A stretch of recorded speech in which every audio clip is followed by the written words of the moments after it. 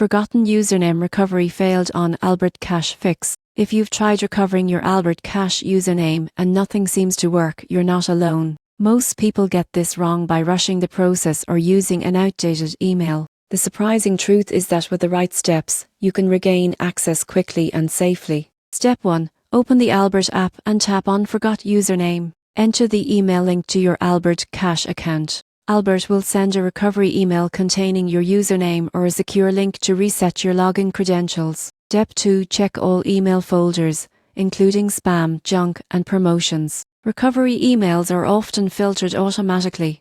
Avoid sending multiple requests in a short period, as this can temporarily lock your account. Step 3. If your registered email is no longer active, gather verification details such as your full name, date of birth, and recent account activity. Contact Albert support directly using this information. Details about recent deposits or linked bank accounts can speed up verification. Step 4. Once your username is restored, store it safely in a password manager. Enabling two-factor authentication adds an extra layer of security, reducing the chances of future login issues. Following these steps ensures you regain access to your Albert Cash account efficiently, keeping your finances and budgeting uninterrupted. Proper verification and credential management are essential for smooth and secure access.